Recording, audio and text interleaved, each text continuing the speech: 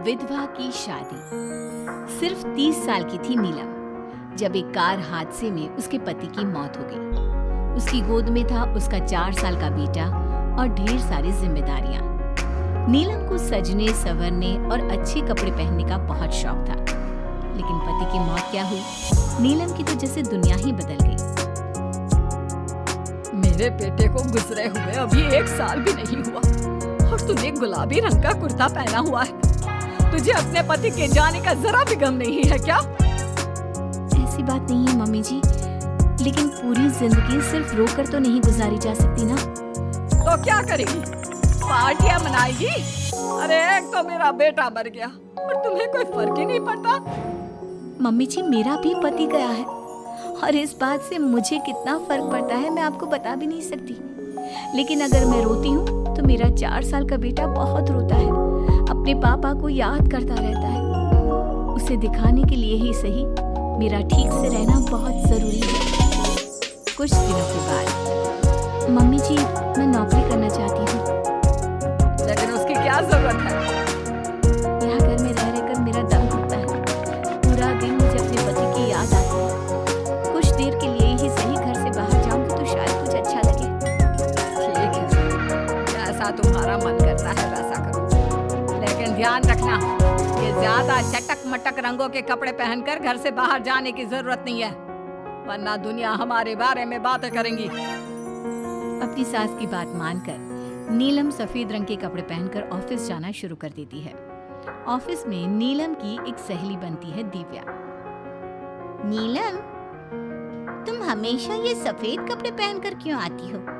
दिखने में इतनी सुंदर हो, जॉब करती हो, तुम्हें अच्छे से रहना चाहिए। तुम्हें तो पता ही है, 1 साल पहले मेरे पति की मौत हो गई और इसीलिए मेरे ससुराल वालों ने कहा है कि मुझे सिर्फ सफेद कपड़े ही पहनने चाहिए, वरना लोग मुझे गलत समझेंगे। लोगों के हिसाब से तो अपनी जिंदगी जीना ही गलत है, लेकिन तुम कब तक ऐसे रहोगी? जो हो गया उसे भूल जाओ। मेरा भी बहुत मन करता है कि तुम लोगों की तरह रंगीन कपड़े पहनूं, अच्छे कपड़े पहनकर तैयार होकर रहूं, लेकिन फिर मोहल्ले वाले और रिश्तेदार मेरे बारे में उल्टी सीधी बातें बनाने लगते हैं। देखो, तुम जॉब करती हो, तुम्हें लोगों की बातों की परवाह नहीं करनी चाहिए। अगले दिन नीलम जाने के लिए तैयार होती है और रंगीन कपड़े पहन लेती है। ये देखकर नीलम की सास को गुस्सा आ जाता है। देखो बहू, तुम्हें समझाया था ना, अब तुम विधवा हो, तुम्हें ऐसे रंगीन कपड़े नहीं पहनने चाहिए। मम्मी जी, अगर मेरे पति की मौत हो गई तो इसमें मेरी क्या गलती? और सफेद कपड़े पहनने से आखिर क्या हो जाएगा? क्यों नहीं पहन सकती मैं रंगीन कपड़े? क्योंकि सफेद रंग विधवाओं के लिए बना है, तुम्हें रंगीन कपड़े पहनने का अब कोई हक नहीं है। तभी वहाँ पर नीलम की सहेली दिव्या आ जाती है। वो नीलम की सास की सारी बातें सुन लेती है। आंटी जी, विधवा होने का मतलब ये तो नहीं कि इंसान अपनी जिंदगी जीना छोड़ दे और रंगीन कपड़े पहन लेने से क्या हो जाएगा। एक विधवा लड़की बाकी के सारे काम तो करती है ना, खाना खाती है, घर के काम करती है, फिर रंगीन कपड़े क्यों नहीं पहन सकती?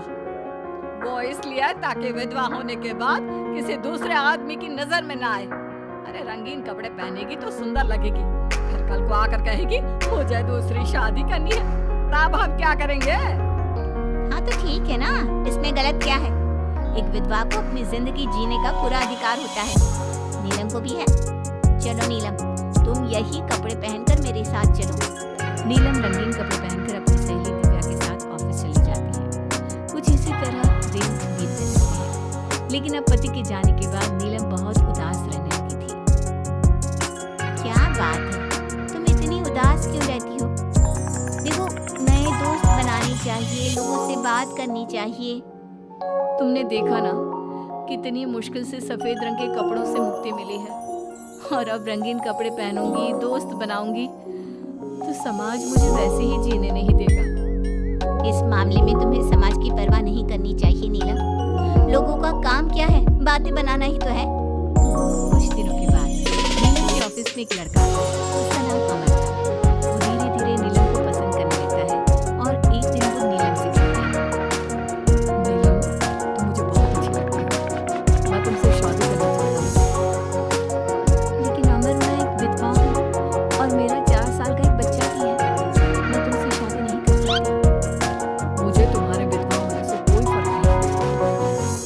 अच्छी इंसान लगी और इसीलिए मुझे तुमसे शादी करनी है। लेकिन मुझे मेरी फैमिली से इस बात की परमिशन कभी नहीं मिलेगी। तुम उसकी चिंता मत करो, मैं तुम्हारे घर आकर बात करूंगा। कुछ दिनों के बाद अमर नीलम के घर पहुंचता है। नमस्ते आंटी जी, मैं अमर हूँ। मैं आपकी बहू नीलम से शादी करना चाहता हूँ। मुझे तो पहले से पता था। पहले तूने विधवा वाला सफेद रंग छोड़कर ये रंग बिरंगी कपड़े पहनने शुरू किए और अब तेरा चक्कर भी चल रहा है। नहीं मम्मी जी, आप गलत समझ रही हैं। मैंने ऐसा कुछ नहीं किया। अगर ऐसा कुछ नहीं किया तो फिर कौन है ये लड़का? और यहाँ हमारे घर तेरे साथ शादी करने की बात करने क्यों आया है? आप नीलम को गलत समझ रही हैं। मैं नीलम को पसंद करता हूँ और उससे शादी करना चाहता हूँ। उसने मुझसे कभी ऐसा नहीं कहा। चले जाओ हमारे घर से। हमारे यहाँ पर विधवा बहुओं की शादियाँ नहीं करवाई जाती। समझ में आई बात? अमर वहां से चला जाता है और नीलम की सास उसे बहुत उल्टा सीधा सुनाती है। कुछ दिनों के बाद पड़ोस में एक शादी होती है। वहां पर सारी औरतें तैयार होकर आती हैं। नीलम की सास भी उसे वहां पर चलने के लिए कहती है। नीलम सफेद रंग के कपड़े पहनकर अपनी सास के साथ वहां पर जाती है, क्योंकि ऐसा उसकी सास ने कहा था। और सारी औरतें काफी सुंदर तैयार होकर आई थी। देखो तो मेरी साड़ी का कलर कितना सुंदर है, तुम्हें पसंद आया? और ये देखो मेरे कंगन, पिछले महीने ही दिलवाए थे मेरे पति ने। कितना अच्छा डिजाइन है ना? अरे तुम्हारी मेहंदी तो दिखाओ, रंग तो बहुत सुंदर आया है। लगता है तुम्हारा पति बहुत प्यार करता है तुमसे। और नहीं तो क्या। और वैसे भी ना, मुझे मेहंदी का ये लाल रंग बहुत पसंद है। अरे जरा उधर तक देखो, ये नीलम वहाँ पर क्या कर रही है? हम सबके बीच में विधवा का क्या काम? अरे इसका यहाँ होना तो मनहूसियत है। इसके सास को इतना भी नहीं पता कि इसे यहाँ नहीं लाना चाहिए था। ऐसे सफेद कपड़े पहनकर बैठी हुई है, दूर से पता चल रहा है कि उसका पति मर गया। नीलम की सास ये सारी बातें सुन लेती है और फिर अपनी बहू के उदास चेहरे की तरफ देखती है। नीलम की सास को इस बात का एहसास होता है कि उसने अपनी बहू के साथ अच्छा नहीं किया। घर आने के बाद, नीलम, जरा मेरे पास आना बेटा। क्या हुआ मम्मी जी? मुझसे कोई गलती हुई है क्या? लो बेटा, बहुत सुंदर सुंदर और रंगीन साड़ियाँ हैं। ये सब तुम्हारे लिए। और सुनो, वो जो लड़का उस दिन घर आया था ना, क्या नाम था उसका? अमर। उसे कहना कि वो मुझसे आकर मिले। लेकिन अचानक क्या हुआ मम्मी जी? सब ठीक तो है ना? आप ये कपड़े मुझे क्यों दे रही हैं? और अमर से क्या काम है? बेटा, मेरे बेटे की मौत के बाद भी तुम मेरा इतना ख्याल रखती हो, नौकरी करती हो, पैसे कमाती हो। आज जब उस शादी में मैंने दूसरे लोगों की बातें सुनी, तब मुझे इस बात का एहसास हुआ कि विधवा होने के बाद भी तुम्हें जीने का अधिकार है। मम्मी जी, मैं कुछ समझी नहीं। देखो बेटा, जो चला गया वो चला गया, लेकिन आज के बाद तुम रंगीन कपड़े पहनो, खुश होकर रहो। मैं खुद तुम्हारी शादी अमर के साथ करवाऊंगी। लेकिन मम्मी जी, आप ये सब क्यों कर रही हैं? मैं तो आपके कहने पर सफेद कपड़े पहनकर शादी में गई थी। वही तो बेटा, मुझे अच्छा नहीं लगा। और ऐसा तो किसी किताब में नहीं लिखा कि विधवा होने के बाद एक लड़की को सिर्फ सफेद कपड़े पहनने चाहिए। अगर तुम ससुराल में रहकर अपनी जिम्मेदारी उठा सकती हो, तो फिर अपनी जिंदगी में सारी खुशियों पर भी तुम्हारा अधिकार है। नाचने वाली से शादी। दिनेश एक बार अपने दोस्त अमर की शादी में उसके गांव गया। दिनेश और उसके दोस्त शादी में जमकर मजे कर रहे थे। अमर की शादी में एक नाचने वाली लड़की भी आई थी, जिसका नाम था अमृता। उसका नाच देखकर वो लड़की दिनेश को बहुत पसंद आ जाती है। जब वो लड़की शादी में डांस करके वहां से जाने लगती है, तो दिनेश उसके पास जाता है। देखो, तुम मुझे बहुत पसंद हो, तुम बहुत अच्छा डांस करती हो। जी शुक्रिया, डांस की बात तो सही है, लेकिन आप मुझे पसंद करते हैं, ये बात समझ में नहीं आई। इसमें समझना कैसा? मैं तुमसे शादी करना चाहता हूँ। हाँ, आपको पता नहीं क्या, मैं नाचने वाली हूँ और हम जैसी लड़कियों से कोई शादी नहीं करता। बहुत लड़के आते हैं तुम्हारी तरह बातें बनाने वाले, शादी के प्रपोजल्स लेकर। लेकिन शादी कोई नहीं करता। कौन करेगा मुझसे शादी? मैं सच कह रहा हूँ, मैं सच में तुम्हें बहुत पसंद करता हूँ और तुमसे शादी करना चाहता हूँ। मुझे तुम्हारी बात पर बिल्कुल भरोसा नहीं। अगर तुम सच में मुझसे शादी करना चाहते हो तो अपने माँ बाप को साथ में लेकर आना। मैं तुम्हें यहीं इसी गांव में मिलूंगी, ये मेरा पता है। शादी होने के बाद दिनेश अपने घर लौट आता है। अपनी माँ के पास जाकर कहता है, माँ, मैं अमृता नाम की एक लड़की को बहुत पसंद करता हूँ, उससे शादी करना चाहता हूँ। अरे बेटा, लेकिन ये अमृता है कौन? किसकी बेटी है? कैसा घर बार है, कुछ बताओ भी। बस सीधे आकर शादी की बात कर रहे हो। वो क्या है ना, वो लड़की एक नाचने वाली लड़की है। मेरे दोस्त अमर की शादी में मैंने उसे नाचते हुए देखा था। क्या? नाचने वाली लड़की? नहीं नहीं नहीं, नाचने वाली लड़की को हम अपने घर की बहू नहीं बना सकते। लेकिन माँ, मैंने उससे वादा किया है, मैं उसी से शादी करूंगा। वादा करने से पहले अपने माँ बाप से पूछना जरूरी नहीं समझा? किसी भी नाचने वाली को ऐसे शादी का वादा करके चले आए? लेकिन पापा, एक बार आप उससे मिल तो लीजिए, क्या पता आपको भी वो पसंद आ जाए। दिनेश के माँ और पापा दिनेश और अमृता की शादी के लिए तैयार नहीं होते।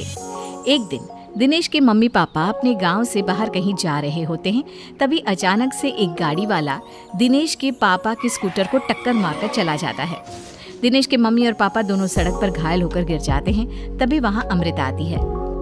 अरे अंकल आंटी, आपको तो बहुत चोट लगी है, चलिए मैं आपको हॉस्पिटल लेकर जाती हूँ। अमृता दिनेश के मम्मी और पापा को हॉस्पिटल में एडमिट करवा देती है और उनका ख्याल रखती है। जब दिनेश हॉस्पिटल पहुँचता है, अमृता, तुम यहाँ क्या कर रही हो? तो क्या ये तुम्हारे मम्मी पापा हैं? वहाँ सड़क पर उनका एक्सीडेंट हो गया था, इसलिए मैं यहाँ हॉस्पिटल में लेकर आ गई। क्या ये वही लड़की है बेटा जो तुम्हें पसंद थी? हाँ माँ, यही तो है अमृता, जिसके बारे में मैंने आपसे बात की थी। हमारी सोच गलत थी।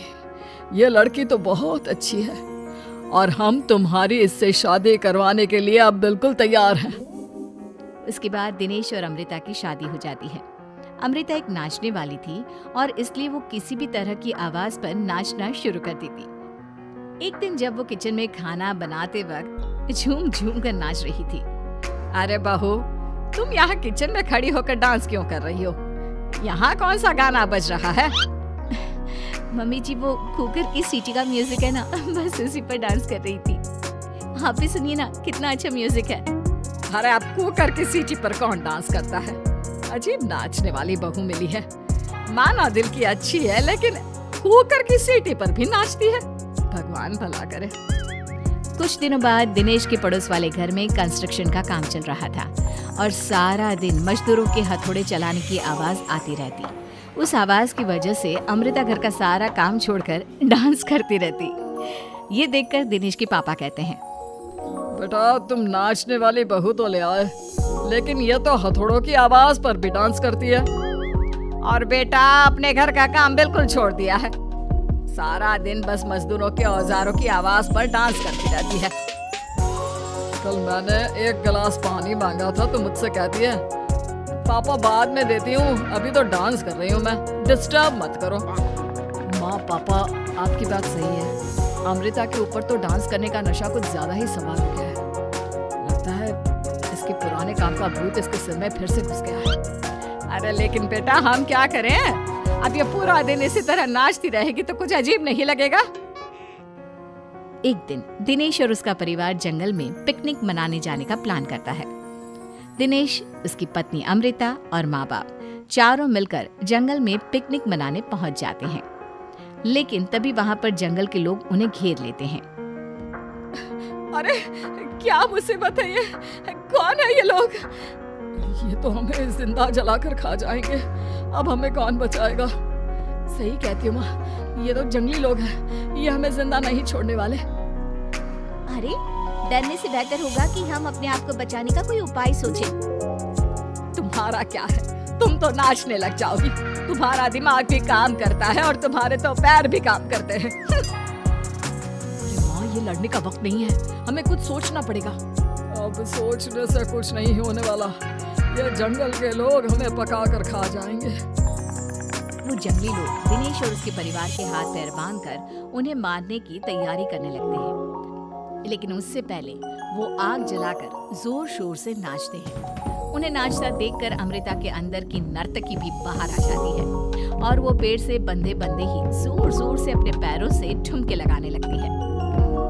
तभी एक जंगली बोल पड़ता है, लड़की, तुम यहाँ पेड़ से बंधे बंधे क्यों नाच रही हो?